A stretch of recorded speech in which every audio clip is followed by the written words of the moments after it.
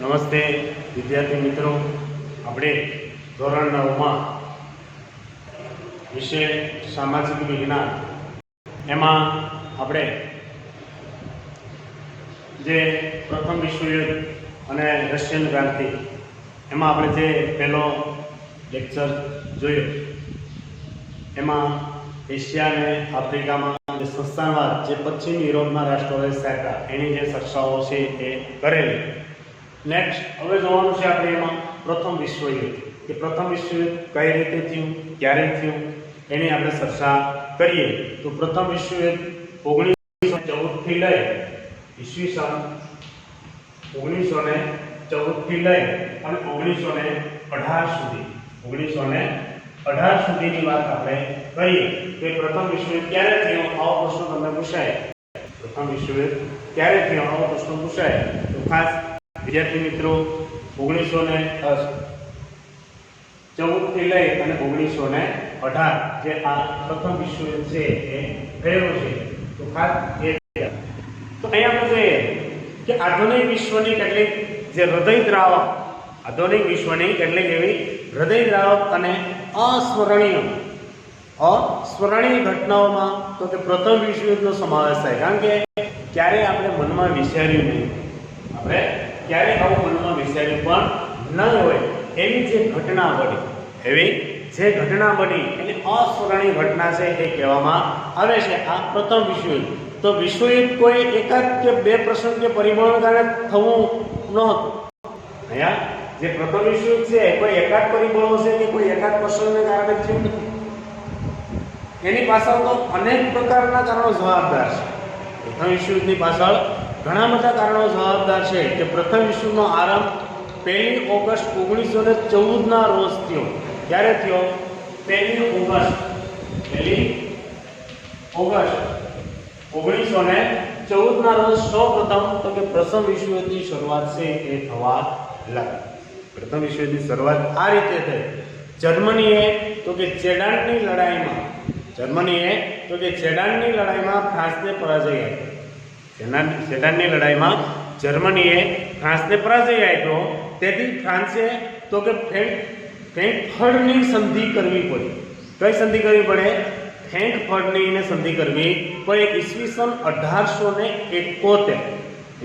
1871 તે અનુસાર તો કે યુદ્ધ દંડ અને પોતાના બે પ્રદેશો આલ્સેર અને લોરેન્સ. કયા પ્રદેશો હતા? તો કે આલ્સેર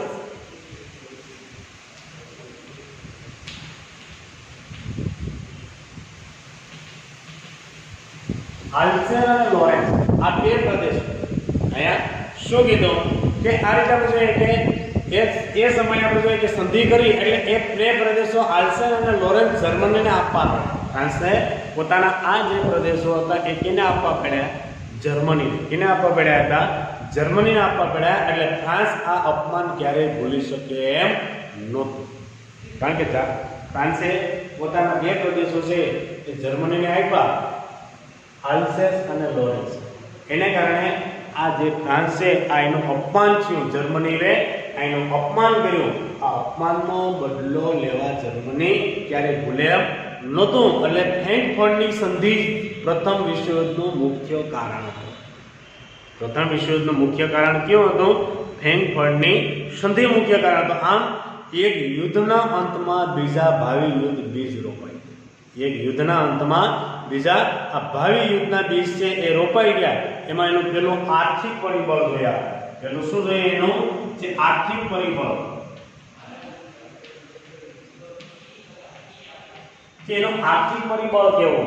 એનો આર્થિક પરિબળ છે એ કેવું હતું? તો અહીંયા પૂછાય કે 19મી સદીના ઇંગ્લેન્ડ, એશિયા અને આફ્રિકાના વિશાળ સામ્રાજ્ય છે. કેટલામી સદીમાં? 19મી સદીમાં ઇંગ્લેન્ડે એશિયા અને આફ્રિકામાં તો કે પોતાનું વિશાળ સામ્રાજ્ય છે એ અને પોતાના સંસ્થાનનું આર્થિક શોષણ કરીને એક ધન પોતે એ સંસ્થાનોમાં તો કે એ સંસ્થાનોનું આર્થિક શોષણ કર્યું. કેવું શોષણ કર્યું? અહીંયા આર્થિક શોષણ. ઇંગ્લેન્ડ ભારતમાં આવ્યો એટલે ભારતમાં એને શું કર્યું? ભારતનું શોષણ જ કર્યું. એને શું કર્યું છે? ભારતનું શોષણ કર્યું. એમ આફ્રિકામાં ગયા તો આફ્રિકાના પ્રદેશોનું એને શોષણ કર્યું. એશિયામાં આવ્યા તો એશિયામાં ભારત, શ્રીલંકા, બર્મા બધા ત્યાં જઈ અને ભારતનું શોષણ કર્યું. એમ અહીંયા ધીરે ધીરે એને તો કે ખાસ કરીને આર્થિક શોષણ કરી અને એ લોકો કેવા બન્યા? ધનવાન બન્યા. અને ઔદ્યોગિક ક્રાંતિ તથા સંસ્થાનવાદના ઝડપી ફેલાવાને લીધે ઔદ્યોગિક ક્રાંતિ અને સંસ્થાનવાદના ઝડપી ફેલાવાને લીધે યુરોપ પુષ્કળ કાસામાલની જરૂર પડતી. કારણ કે ઔદ્યોગિક ક્રાંતિ થઈ, ત્યાં ઔદ્યોગિક ક્રાંતિ થઈ હતી ઇંગ્લેન્ડમાં, એને કાસામાલની પુષ્કળ જરૂર હતી.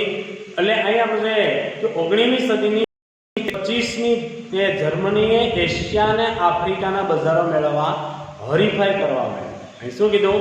19મી સદીની છેલ્લી 25મીમાં તો કે જર્મનીએ એશિયા અને આફ્રિકાના બજારો મેળવવા હરીફાઈ કરવા માંડી. જર્મનીએ ઇંગ્લેન્ડ તથા ફ્રાન્સની તુલનામાં તો કે સસ્તો માલ આપવા માંડ્યો. જર્મનીએ ઇંગ્લેન્ડ અને ફ્રાન્સની તુલનામાં સસ્તો માલ છે એ આપવા માંડ્યો. એટલે તેણે એશિયા અને આફ્રિકાના ઇંગ્લેન્ડ તથા ફ્રાન્સના બજારો આ રીતે તોડવા માંડ્યા. જર્મનીએ ઇંગ્લેન્ડ અને ફ્રાન્સના બજારો તોડ્યા. પરિણામે એક બાજુ જર્મની તથા બીજી બાજુ ઇંગ્લેન્ડ વચ્ચે તીવ્ર આર્થિક સ્પર્ધા છે એની શરૂઆત થઈ. સામાન્ય તમે જો કે આપણે કોઈ દુકાન, કોઈ પણ ક્ષેત્રે દુકાન નાખીએ, આપણે કાપડની હોય કે કોઈ પણ XY છે, પછી ત્યાં કોઈ બાજુમાં કોઈ દુકાન નાખે, હવે એના ભાવ ને આપણા ભાવ છે એમાં થોડો ફેર હોય તો ક્યાં જવાનો છે? જ્યાં ભાવ સસ્તા હોય ત્યાં જ લોકો જવાના છે. એટલે ફ્રાન્સ અને ઇંગ્લેન્ડની આર્થિક જે બજારો છે તોડવા માટે જર્મનીએ ભાવ ઘટાડી નાખ્યા. એટલે ફ્રાન્સની અને ખાસ કરીને ઇંગ્લેન્ડની બજારો તૂટવા લાગી. એટલે જર્મની અને ઇંગ્લેન્ડ વચ્ચે તો કે આર્થિક વેપારની સ્પર્ધા છે એની શરૂઆત થવા લાગી. બીજા નંબરે લશ્કરવાદ. બીજા નંબરે શું આવ્યું? લશ્કરવાદની વાત કરીએ આપણે. જે આર્થિક પરિબળો છે તે પછી તો કે લશ્કરવાદની શરૂઆત કરીએ. લશ્કરવાદ જોઈએ આપણે. બીજો નંબરનું છે લશ્કરવાદ. તો લશ્કરવાદની શરૂઆત થાય બીજા નંબરે તો કે લશ્કરવાદ છે. લશ્કરવાદની શરૂઆત કરીએ યુરોપના રાષ્ટ્રોમાં પ્રાદેશિક વિસ્તાર માટે જે પ્રાદેશિક વિસ્તાર માટે હરીફાઈ, પ્રાદેશિક વિસ્તાર મેળવવા માટે હરીફાઈ એ માટે તો કે લશ્કરી બળ છે એ આવશ્યક અને મહત્વનું છે. કારણ કે લશ્કરી બળ હોય તો જ આપણે પ્રદેશો જીતી શકાય. જો લશ્કર જ આપણી પાસે ન હોય તો આપણે પ્રદેશો જીતી શકાતા નથી. એટલે લશ્કરી બળ વધારવા માંડ્યા. એટલે ઇંગ્લેન્ડ, ફ્રાન્સ, ઓસ્ટ્રેલિયા, રશિયા વગેરે રાષ્ટ્રો પોતાના સૈન્ય તાકાત વધારવા માંડ્યા. પોતાના સૈન્યની તાકાત છે એ લોકો વધારવા માંડ્યા. અને જાપાન, ઇટાલી, જર્મની જેવા કેટલાક દેશો, એવા કેટલાક દેશો છે એમાં ફરજિયાત લશ્કરી તાલીમ છે એ શરૂ થઈ. ફરજિયાત લશ્કરી તાલીમ, એમ દરેક વ્યક્તિએ પોતાના કુટુંબમાંથી ફરજિયાત લશ્કરમાં જોડાવવું એ લશ્કરી તાલીમ શરૂ થઈ હતી. અને સ્વરક્ષણના બહાનાની છે. શું કીધું એણે? સ્વરક્ષણ, એમ કે પોતાના રક્ષણ માટે, એમ કે એવા બહાના હેઠળ એને શસ્ત્રનું ઉત્પાદન વધાર્યું. કહેવાનું તો કે શસ્ત્રો ઉત્પાદન એટલે કે અલગ અલગ જે લડવા માટેના સાધનો, એને શું કહેવાય? તો કે શસ્ત્રોનું ઉત્પાદન. અહીંયા તો કે શસ્ત્રનું ઉત્પાદન છે એ ધીરે ધીરે વધારવા માંડ્યા. અને આમ લશ્કરવાદને ઉત્તેજન મળ્યું. આ રીતે લશ્કરવાદને ઉત્તેજન મળ્યું. અને આર્થિક સ્પર્ધામાં તો કે લશ્કરી સ્પર્ધા છે એ ઉમેરાતા યુદ્ધનું વાતાવરણ છે એ વધારે ને વધારે ઉગ્ર બનવા. યુદ્ધનું વાતાવરણ આ રીતે વધારે ને વધારે ઉગ્ર બનવા લાગ્યું. પછી આવે જૂથબંધી, ગુપ્ત સંધિઓ. પછી આવે તો કે જૂથબંધી આવી.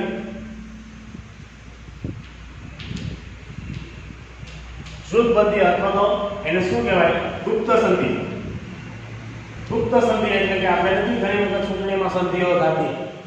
વિદ્યાર્થી મિત્રો ખાસ સમજો, આ બધું આજે આપણે આમાંથી ઘણું બધું જાણવા મળે. આજે તમે જો ચૂંટણીઓ આવે એટલે એકબીજા સંધિઓ કરતા હોય, ઝઘડા થયા હોય, 20 વર્ષના ઝઘડા હોય, સમાધાન કરી લે ચૂંટણી આવે એટલે. એમ અહીંયા કારણ કે આ યુદ્ધ હતું, બોલો રાજકીય યુદ્ધ હતું, વૈચારિક યુદ્ધ છે. તો આ આવી સ્થિતિ છે, યુદ્ધ હતું એટલે શું કરીએ તો કે જૂથબંધીઓની શરૂઆત કરી, બીજા જૂથમાં ખેંચવાની શરૂઆત કરી. આપણે કેમ એકબીજા પક્ષ ખેંચતા હોય છે એકબીજા પક્ષ. આ ઉદાહરણ આપું તમને કે એના દ્વારા આપણે જાણવા મળે છે કે એકબીજા પક્ષ ખેંચતા હોય કે સામાન્ય કોઈ ઝઘડો હોય તો આપણે એકબીજાને ખેંચતા હોય. એમ અહીંયા તો કે એકબીજા ખેંચવાની શરૂઆત થઈ, જૂથબંધીની શરૂઆત થવા લાગી. એટલે પ્રથમ વિશ્વયુદ્ધ સર્જવામાં તો કે જૂથબંધી અને ગુપ્ત કરારોએ મહત્વનો ભાગ ભજવ્યો. યુદ્ધ થાય, ઝઘડાઓ થાય એનું કારણ જ આ છે.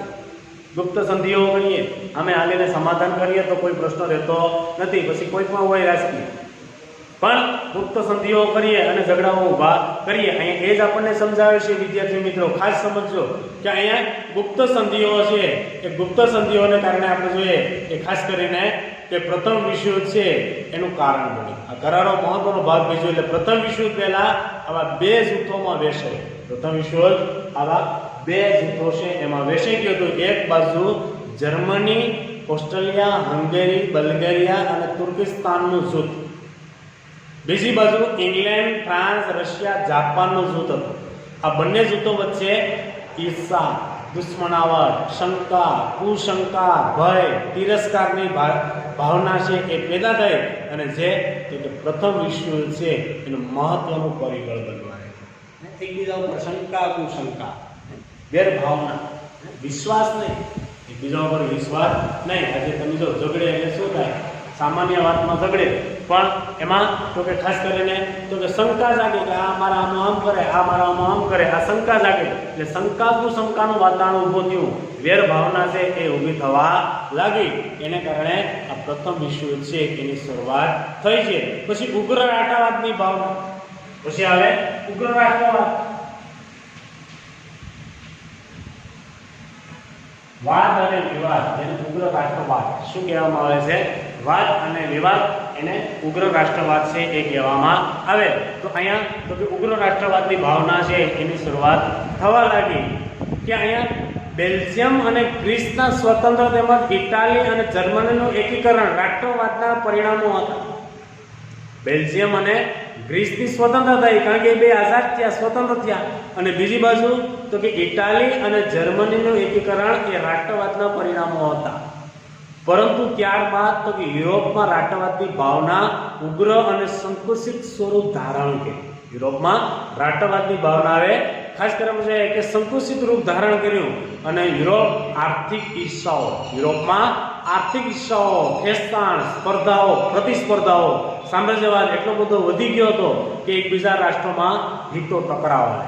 એકબીજા રાષ્ટ્રોમાં તો કે હિતો છે એ ખાસ કરીને એકબીજા રાષ્ટ્રોમાં હિતો છે એ ટકરાવા લાગ્યા. કારણ કે એવું બધું એકબીજા ઉપર શંકા કુશંકાને કારણે હિતો ટકરાવા લાગ્યા. એટલે યુરોપના અગ્રણીય રાષ્ટ્રો, અગ્રણીય જેને ગણી ન શકાય, જેને ગણી ન શકાય એવા અગણીય રાષ્ટ્રો છે એ ખાસ કરીને કે પોતાના પ્રજાનો ઉગ્ર આક્રમક દેશભક્તિનો પાઠ ગણ્યા. ઉગ્ર આક્રમક પોતાના રાષ્ટ્રના લોકોને ઉગ્ર આક્રમક દેશભક્તિના પાઠ ભણાવ્યા કે નહીં આપણા દેશ માટે ગમે કરવા તૈયાર થવું જોઈએ. એવા એને પાઠ છે, એવા પાઠ છે એની શરૂઆત છે એ કરવા લાગ્યા. એટલે ઉગ્ર પાઠ ભણાવ્યા હતા. અને એ રીતે આપણે કે પોતાના દેશ પ્રત્યે પ્રેમ અને રાષ્ટ્ર પ્રત્યેની ખાસ કરીને ધૂણાને પ્રોત્સાહન આપવામાં આવ્યું. પોતાના પ્રત્યે પ્રેમ અને રાષ્ટ્ર પ્રત્યેની ધૂણા છે એને પ્રોત્સાહન અપાયું. એટલે જર્મન સમ્રાટ કેસર વિલિયમ, જર્મન સમ્રાટ કોણ હતો? કેસર વિલિયમ્સ બીજો ઉગ્ર રાષ્ટ્રવાદ અને સામ્રાજ્યવાદનો પ્રણેતા. બીજો ઉગ્રવાદ અને સામ્રાજ્યવાદનો પ્રણેતા હતો. એ મહત્વાકાંક્ષી અને વિશ્વ પ્રભુત્વની નીતિઓ માનતો હતો. એ શું કહેતો હતો? મહત્વાકાંક્ષી હતો એવો કે વિશ્વ ઉપર પોતાનું પ્રભુત્વ જમાવવું. જેવી રીતે સિકંદર કહેતો, સિકંદર ભારતમાં આવ્યો એટલે ભારત આખાને જીતવાની એની ઈચ્છાઓ હતી, એમ અહીંયા એ સમયે હતો કે એ મહત્વાકાંક્ષી હતો, પ્રભુત્વની જે નીતિઓ માનતો હતો તેથી પોતાના પંચની લશ્કરી તાકાતમાં પોતાનું ધાર્યું કરવા માંગતો. પંચળી એવી લશ્કરી તાકાતમાં પોતાનું ધાર્યું કરવા માંગતો હતો. એટલે જર્મની જેમ અન્ય રાષ્ટ્રોમાં પણ યુદ્ધની ભાવના ફેલાય. જર્મની જેમ અન્ય રાષ્ટ્રોમાં યુદ્ધની ભાવના ફેલાય. એટલે આ પ્રથમ વિશ્વયુદ્ધનું કારણ, આ પ્રથમ વિશ્વયુદ્ધનું પરિણામ હતું. પછી આવે છે વર્તમાનપત્રનો ભાવ. પછી આવે છે તો કે વર્તમાનપત્રો. તો વર્તમાનપત્રનો એટલો ફાળો મહત્વનો છે.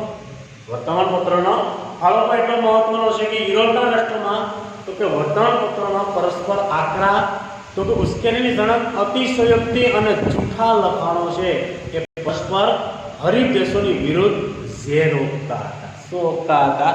ઝેર, કારણ કે સમાચારોમાં એવું સફાઈ ના આવતું એકબીજા વિરુદ્ધ ઝેર રોકવાનું કામ કરે. હવે ઝેર રોકે અહીંયા શું થાય, બીજું ઝઘડા થાય નહીં તો બીજું શું થાય. એટલે આવી સ્થિતિમાં એકબીજા ઉપર ઝેર રોકવાનું કામ કરતા હતા. એને એટલે કોકી પ્રજાને દુશ્મનાની લાગણી એટલી હદે ભડકાવી કે સત્તાસને બેઠેલા લોકો શાંતિ સ્થાપવા કે સમાન કરવા પ્રયત્ન પણ કરી શકે નહીં. લોકો સત્તા પર બેઠેલા જે લોકો છે એ શાંતિ સ્થાપવા માટે એ કશું કરી શકે નહીં, કારણ કે એટલું બધું ઝેર હતું. આજે તમે જો ભારત વિરુદ્ધ પાકિસ્તાન કેટલું બોલે, વિદ્યાર્થી મિત્રો ખાસ સમજો, ભારત વિરુદ્ધ પાકિસ્તાન કેટલું બોલે, કારણ કે તેની સત્તા નથી કહેતી કે તમે આમ બોલો.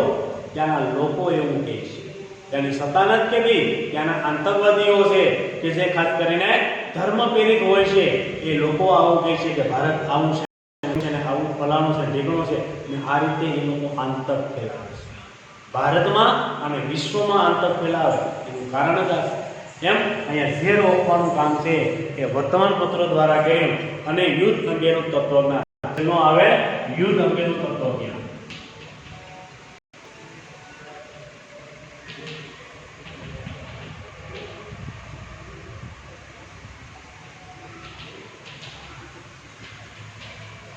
અંગેનું જે તત્વજ્ઞાનની આપણે વાત કરીએ કે આમાં ઘણા બધા એવા લોકો છે કે યુદ્ધ અંગેનું તત્વજ્ઞાન. યુરોપમાં હવે યુદ્ધ એ જ કલ્યાણ, આપણે કહીએ ને કે મહાભારતમાં યુદ્ધ એ જ કલ્યાણ, એમ અહીંયા તો કે યુદ્ધ એ જ કલ્યાણ નીતિએ જોર પકડ્યું. અને ટ્રિટસ્કે જર્મન લોકોને ટ્રિટસ્કે કોણે શરૂઆત કરી? ટ્રિટસ્કે.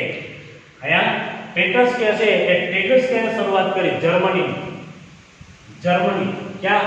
તો કે ટ્રિટસ્કે ખાસ કરીને તો કે જર્મનીમાં આપણે જોઈએ તો કે ટ્રિટસ્કે જર્મનીના લોકોને સિદ્ધાંત પ્રસંગ કે શક્તિમાન જ જીવવાનો હક છે. એને શું કીધું? શક્તિમાનનો જીવવાનો હક છે. જેનામાં શક્તિ છે ને એ જ આમાં જીવી શકે, જેને શક્તિ નથી એ જીવી ન શકે. આ ટ્રિટસ્કે અથવા ટ્રોટ્સ્કે એ રીતે આપણે કીધું કે યુદ્ધ એ જ રાષ્ટ્રીય જરૂરિયાત છે. વિદ્યાર્થી મિત્રો સમજો બરોબર, યુદ્ધ એ જ રાષ્ટ્રીય જરૂરિયાત છે. તો વિચાર કરો, કાયમ ઝઘડા કરો તો હું તમને પેટ ભરાઈ જાય? ઝઘડાથી ભરાઈ જાય આપણે? હા, ખાસ સમજો વિદ્યાર્થી મિત્રો, અહીંયા બરોબર આપણને કીધું છે. એને શું કીધું કે યુદ્ધ એ જ કલ્યાણ, સાથે સાથે યુદ્ધ એ જ રાષ્ટ્રીય જરૂરિયાત. યુદ્ધથી બધી જરૂરિયાત રાષ્ટ્રની પૂરી થઈ જાય. યુદ્ધથી બધી જરૂરિયાત પૂરી થઈ જાય તો લોકો કાયમ યુદ્ધ કરત. આજે બીજું કરત જ નહીં, ઉઠીને કામ ધંધો કોઈ કરત નહીં, યુદ્ધ જ કરત. અહીંયા એ જ આપણને કીધું છે કે અહીંયા નીત્સે નામના જર્મન લેખકે શું કીધું? યુદ્ધને પવિત્ર ગણાવ્યું. યુદ્ધનું કાર્ય છે એને પવિત્ર ગણાવ્યું કે યુદ્ધ કરવું તો પવિત્ર છે. શું કાર્ય પવિત્ર છે? આવું જોઈએ કોઈનું ભલું થાય એને આપણે પવિત્ર ગણીએ ને. વિચાર કરો, આ વિદેશી સંસ્કૃતિ છે. આ વિદેશી સંસ્કૃતિ એ તમે 10મા ધોરણમાં આવશો ત્યારે ભારતીય સંસ્કૃતિ ભણશો ત્યારે કહેશે કે ભારતીય સંસ્કૃતિમાં ક્યાંય યુદ્ધ જ નથી. સામેથી હાલીને આવ્યા ને એટલે આપણે યુદ્ધ કરવા પડ્યા. ભારતના ઇતિહાસમાં તમે ખતાળી લો, ક્યાંય આપણે કોઈ ઉપર ચડાઈ કરી નથી, કોઈ ઉપર આપણે ચડાઈ કરી નથી. વિદ્યાર્થી મિત્રો, અહીંયા એ જ આપણને કીધું છે. પણ એ લોકો શું માને છે? યુદ્ધને પવિત્ર માને છે. એટલે ઓસ્ટ્રેલિયાના રાજકુમાર અને એના પત્ની બર્કે હેન્ડ નામની જે સભ્યની ઉગ્રવાદી સંસ્થાના સભ્યોએ ગોળી મારીને હત્યા કરી નાખી. ઓસ્ટ્રેલિયાના રાજકુમાર અને એની પત્ની. ઓસ્ટ્રેલિયાના ખાસ કરીને છે કે નામની સભ્યની ઉગ્રવાદી સંસ્થાએ એની હત્યા કરી નાખી. આ જ ઘટના પાછળ તો કે સબરિયાનો હાથ હોવાનો ઓસ્ટ્રેલિયાએ આક્ષેપ મૂક્યો કે આમાં તો ઉગ્રવાદી જે ખાસ કરીને છે કે આમાં આનો જ વાક છે, એમ એને ઓસ્ટ્રેલિયાનો આક્ષેપ મૂક્યો. અને 48 કલાકમાં એના ગુનેગારોને પકડી અને ઓસ્ટ્રેલિયા સમક્ષ હાજર કરવાનો એને સબરિયાને ખાસ કરીને આખરી નામું